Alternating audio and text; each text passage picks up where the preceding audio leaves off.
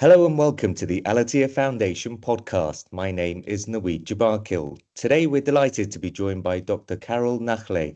Dr. Nakhle is the founder and chief executive officer of Crystol Energy, an advisory, research and training company with a unique breadth of global experience in the public and private sectors and academia.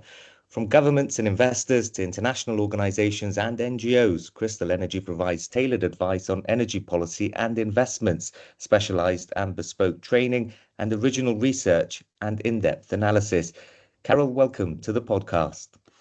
Hello, Naweed. It's a pleasure to join you today. Thanks very much. Let's start then. Tell us a bit more about the core function of Crystol Energy and your current projects, if you can. Crystol Energy focuses on three types of services, which may seem distinct, but actually they are complementary. So we do energy economic analysis, market trends, investment policy, geopolitics, and I'll come back to that in a minute. So that is on the advisory side and consultancy. We also do training and research for international organizations in particular. On the interplay between economics and of course the energy sector and politics, we look at it from the dimension of, for instance, the broader picture of geopolitics, how the role of governments can influence markets, because people often think of geopolitics as being only politics, but it's actually a lot of policy. Think of regulations, think of trade wars, for example, think of taxation. And here also I'm thinking about a new area that we are focusing on heavily, which is the carbon taxes on the borders on imports, like the carbon border adjustment mechanism imposed by the European Union on certain imports of goods from other countries. So that is one form of measures that affect relationship between countries. And we look at that, we see how it impacts the local economy and also the economy of exporters. And one such project we did recently was for a forthcoming publication by the IMF, where we looked at the impact of the CBAM, the Carbon Border Adjustment Mechanism, on the oil and gas exporters from the Middle East and North Africa. And in terms of training, we believe, given the experience we've had dealing with lots of government officials around the world and also the private sector, you can develop a fantastic advisory model. But then what about the execution and the implementation? So you can give a very nice glossy report, but you don't have the right people on the ground to implement your recommendations. So this is where we provided training as well to facilitate the implementation of the advice and the smooth functioning of whatever policy recommendation we provided. And in addition to that, we do research, given lots of background of our team from academia and research, and that is mainly to contribute globally to the debate on energy. So plenty going on then geopolitically, as you touched upon, not just with conflict in parts of the world, but also the likes of trade measures and protectionism we're seeing rise. Let's hone in on one country, if we can, then South Sudan. Relatively little known about that, at least in the energy world. Tell us a bit about the work that you're doing there related to the state-owned oil company. South Sudan is an interesting country we worked on. It was through a project that we bid for Afrexim Bank. They were sponsoring and funding the project, so they were our client. And the recommendation was going to the South Sudan government, who was looking to set up an oil trading company to market their oil. And now it is an interesting country because of all the controversies around it. Very few hear about the oil and gas potential, or mainly the oil potential of South Sudan. You do have the political risk is quite high. And also on governance, an area where we focus on in particular at Crystol Energy, they don't rank that well. Actually, if you look at on all the various governance indicators, South Sudan tends to be quite in the bottom. So we thought this would be a fantastic opportunity to bring in our global expertise, our understanding of not only upstream, but also midstream and downstream, which is the whole supply chain of oil. And also our well-established experience in the governance sectors throughout the supply chain. And I'm bringing this here in particular because people don't realize the level of corruption that can take place when it comes to trading.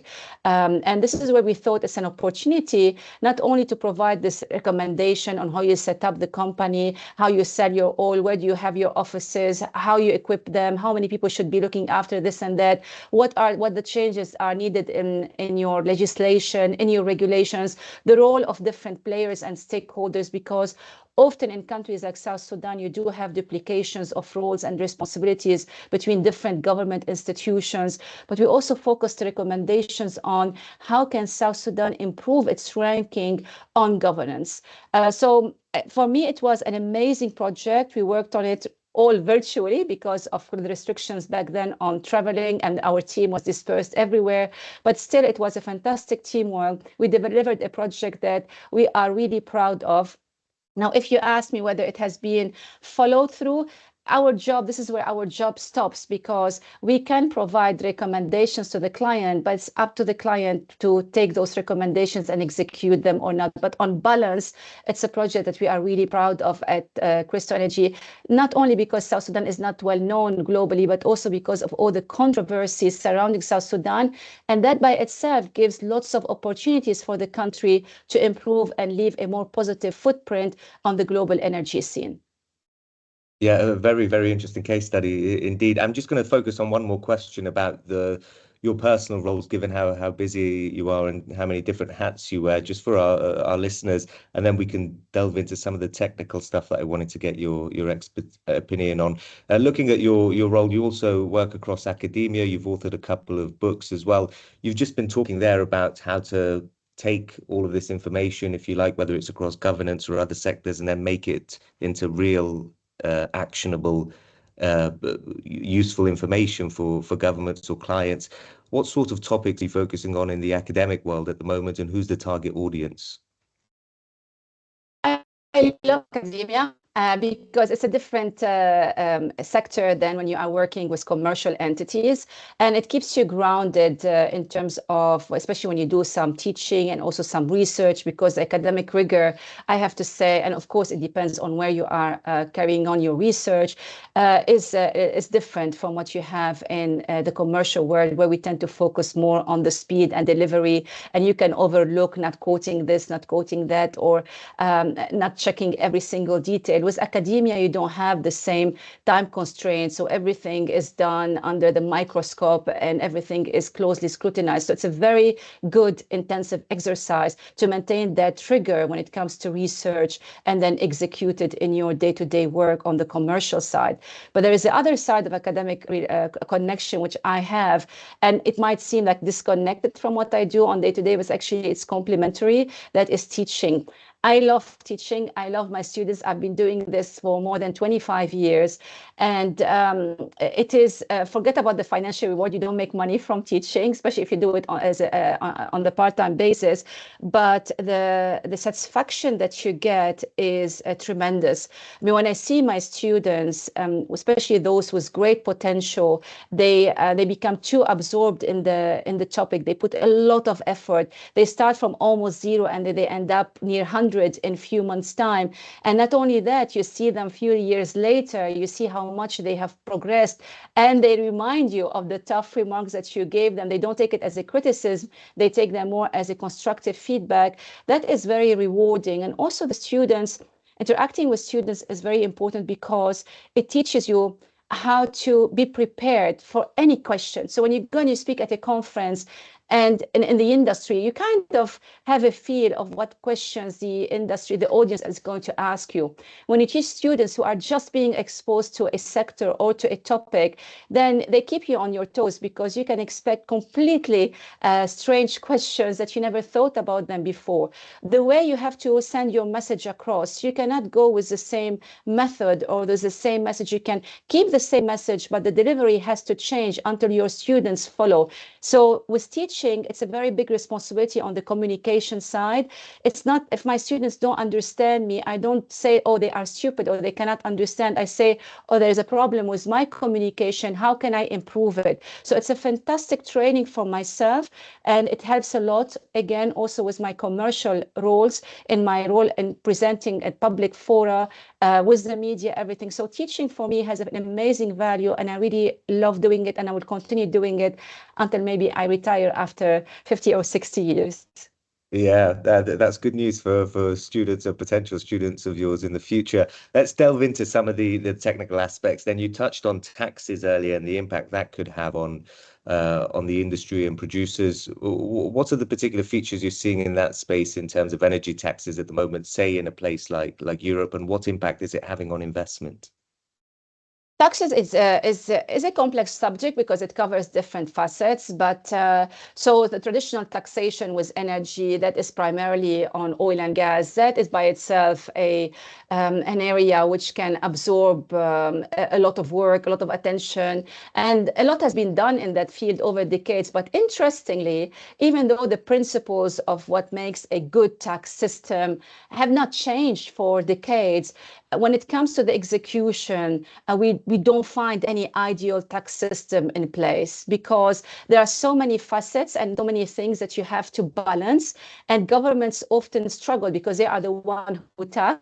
They often struggle to tick all the boxes of what makes an ideal tax. So they end up putting more weight on, let's say, early revenue maximization and less weight on long-term healthy investment trend. And you end up having conflict. They don't realize that really taxation is about cooking a dish. If you focus only on one ingredient and you forget the others, then your dish was not going to be great. And that's why many governments go back again and again, and they end up revising their fiscal terms. Whereas we all know that a good, well-designed fiscal system does not need to be changed, even if market conditions change. But because at the beginning, the design was not done properly, governments find themselves changing their taxation. Now, why am I saying I'm raising this issue is because in energy, contracts are for very long term. You're talking about 20, 30 years. And usually there are certain provisions in the contract that tell the government you have to respect the terms of the contract. When you go and you change the tax system, you create all sorts of trouble also for investors. And in some cases, you end up in international arbitration, and that can negatively affect investment. So these things that I highlighted very briefly have been ongoing, and these have been keeping me busy. And even though, as I said, you go and take a sheet, you say, that's what you need to do, 1, 2, 3, 4. We're not reinventing the wheel. The principles are there. When it comes to the execution, we find sometimes and often political interest take precedent over economic principles. The other side of taxation, which is capturing a lot of attention today, is environmental taxes. The carbon taxes, carbon taxation is something that is being looked at. Imposing taxes on imports of goods on their carbon content, like the carbon border adjustment mechanism, is something that the EU is testing with. And although the implementation is being done gradually and on certain small basket of goods, it's going to expand. And we see actually how the exporters are going to respond, because when you impose taxes on the carbon intensity of imported goods, first of all, you don't know really for sure how much carbon there is in the imports. And second, you increase the cost of those imports. And therefore, the exporters might respond to protect the competitiveness of their exports. So this is in a nutshell the area of taxation that we see as conventional. Old oil and gas taxation continues to be controversial, continues to attract a lot of attention, lots of scrutiny, and we are seeing more environmental taxes capturing greater attention, and that by itself will lead to all sorts of consequences and policy responses from the exporting countries as well.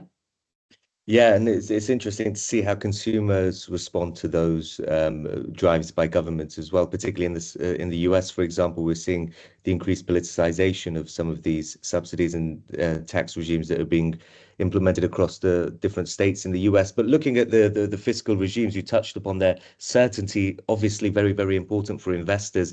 When it comes to international producers, that operating model, how is that changing? Are we seeing a desire for more joint ventures, for example, and a move away from the traditional royalty regimes that have dominated the industry in decades gone by? You are talking about an expert in energy taxation. So when I did my PhD, it was in that field. And one of my books is on oil and gas taxation and sharing the wealth. So really, I am deeply involved in this topic. And I can tell you with great confidence, it does not matter what you call the tax system, whether you call it royalty and taxes, or you call it production sharing, or you call it service. I tell everyone that is just a facade. And for me, it means absolutely nothing. When it comes to taxation, the devil is in the details. When we are analyzing the fiscal regime of a country or the terms of a contract, we go through every single word in the contract because one word can make a huge difference. And I'll give you an example. I was in one African country where there was a huge dispute between the host government and the investor. And it boiled down to one word that was changed when they signed the contract. The legislation, the law of the country specifies that no less than, but the contract says no more than.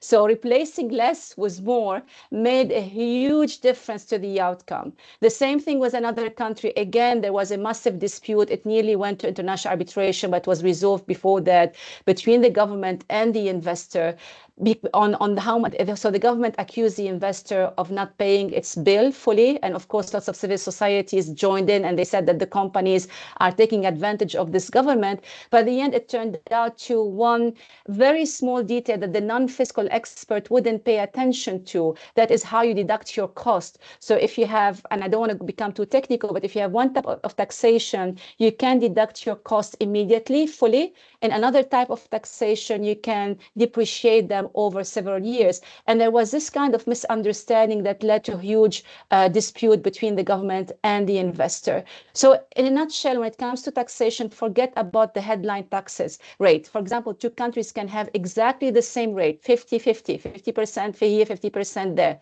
But the mechanism of the implementation are very different. Therefore, the outcome is very different. So no matter what the trend is, whether production sharing, contractual, joint ventures, whatever you want to call them, at the end, sit down, read everything in details from constitution to legislation to regulation to contract to any kind of relevant or related legislation. Then you will be able to say whether the fiscal regime is good or bad, suitable or not, and when you can make changes. But really, that's one area that I used to be annoyed about. Now I laugh about it is when the media jumps when they see small change here, they call it a subsidy, or they see a small change there, but they forget it's much more complicated than jumping to these simplistic conclusions. And let's talk about hydrogen, because a lot of excitement around that space at the moment in the energy sector. At COP28 last year, the UAE presidency initiative setting up a new committee, which you were a member of, the Hydrogen Expert Committee. What was the nature of the work there, and is that still working? What have been the achievements out of that committee, and what are your thoughts on the ability to scale up hydrogen in a manner that's needed to really make an impact in the clean energy transition? Hydrogen is the topic of the day, right? Everywhere you see people talking about, you hear people talking about hydrogen, you see hydrogen experts. When I went to the University of Surrey to do my PhD, I remember my supervisor, and that was long time ago, I think 2000, 2001, that academic year. We had a conversation and my supervisor back then told me, Carole, the future is hydrogen. And I'm still waiting for that future to happen. And I also gave a presentation recently about energy markets, and I spent 1 hour talking about all sorts of energy markets. And at the end, one participant asked me, oh, you did not talk about hydrogen. And I said, you did not read my title. My title was about energy markets. There is no market for hydrogen. So whatever we talk about hydrogen today, it's highly speculative. We don't know how the market will look like. We don't know how the demand is going to look like. We don't know about the supply. We have bits of pieces here and there, projects being commissioned here, lots of projects being announced, but very few are moving to the execution phase. So getting the final investment decision. I don't have the latest data, but I do recall a year or 2 years ago, I think out of all the hydrogen projects announced around the world, only 6% got final investment decision, the FID, the green light to go ahead. So it's still pretty premature. And when I got involved with a COP28 hydrogen committee, we looked at the various, like there were lots of projects that were submitted, and we looked at those that were shortlisted. And it was impressive to see projects mushrooming around the world, particularly in the developing countries. So we had lots of criteria to rank those projects. And of course, there was a recognition to those that would make the biggest impact, not only to the energy transition, but also the local social impact, the economic impact. So we looked at all these criteria because at the end, it's not just about making contribution to the energy transition. You do have essential problem, the problem of poverty, energy access, the problem of just energy transition. We forget the word of justice there. So these are the criteria that we have to take into consideration when thinking about how the energy transition will evolve and the contribution of different fuels towards that just energy transition. And I bet you, and I can actually not bet you, I can say it with certainty, there's a huge difference with the way the developed rich world look at the energy transition and the developing world look at the energy transition. I tell people, I say, don't tell me if you go on a safari to Kenya, then you know about the poverty in sub-Saharan Africa.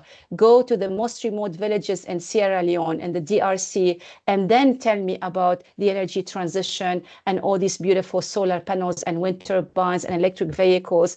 And then you will see you will not get the same reaction there.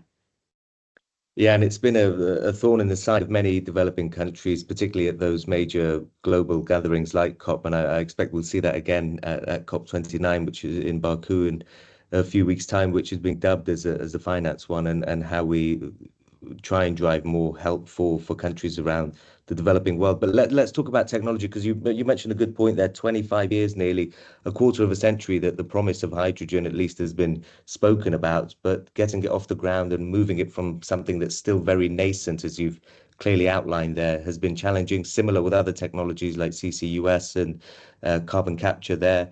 When you look at the industry, the oil and gas industry, where do you see innovation taking place at the moment? Where is technological change really accelerating, and where should we be focusing on, do you think? And what impact is the recent price uncertainty having on innovation, do you think?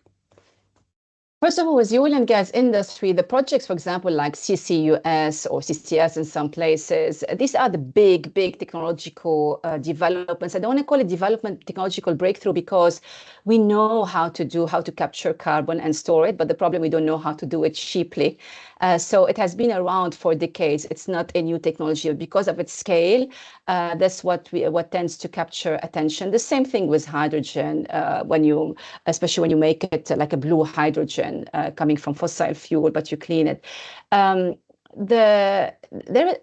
we don't hear about, and this is something I got exposed to, although I'm an economist, but we work a lot with technical people, engineers. We collaborate with the Society of Petroleum Engineers.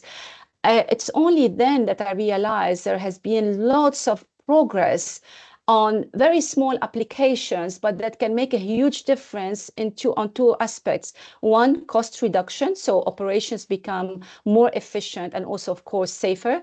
And also in terms of the carbon footprint. So I'm not a technician or engineer to give you specific examples, but these small applications that companies use on day-to-day basis are helping with the reduction of cost significantly. And that's why they can still make profits even when prices go down across the board, not just conventional oil and gas, but also shale.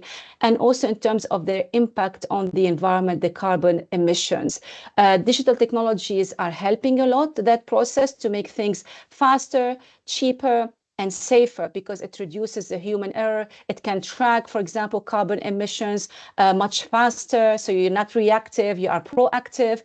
And there's a lot happening on that front. Where I would like to see more progress is on the methane emissions. This is a problem that has been around for many years.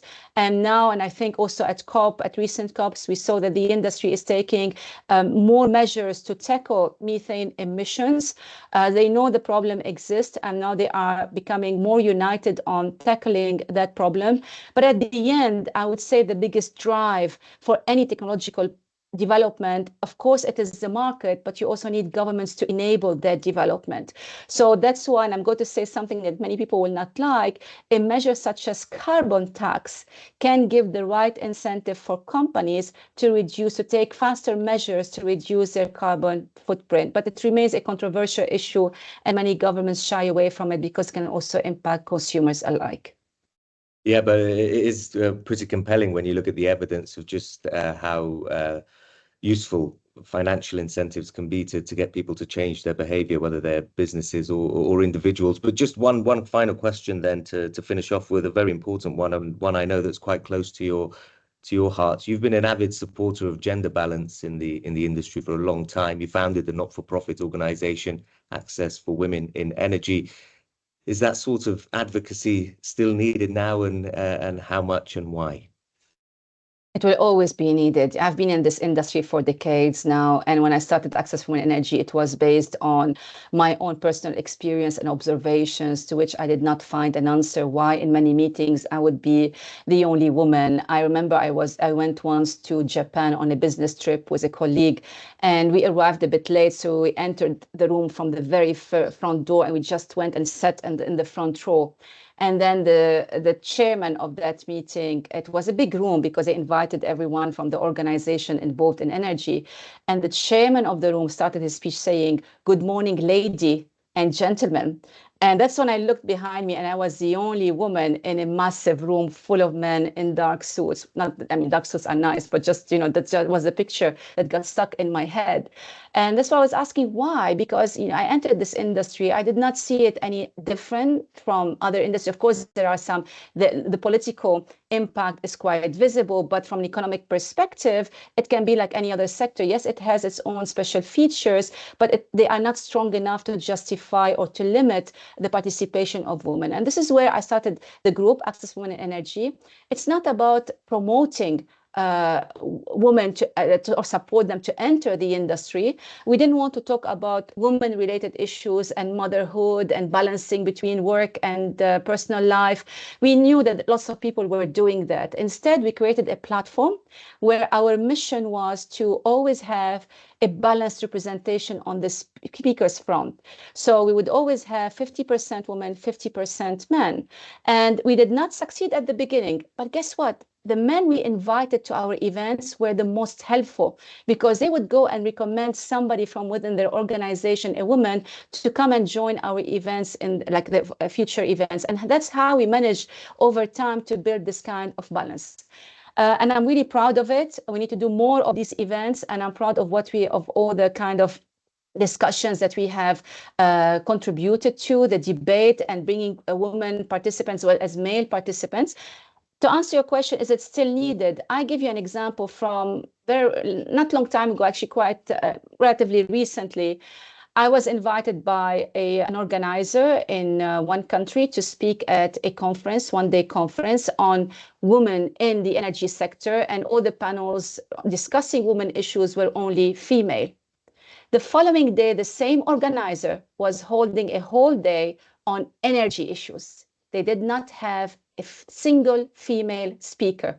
And that kind of upset me. I said, you don't bring women to talk only about women issues. Women are, I don't want to look at the gender, whether men or women. It's about the expertise. When I'm marking my students at the university, I don't put gender, female or male. It's just a number. And I mark them blindly. And I give them, it's a meritocratic based system, which is not dependent on the gender.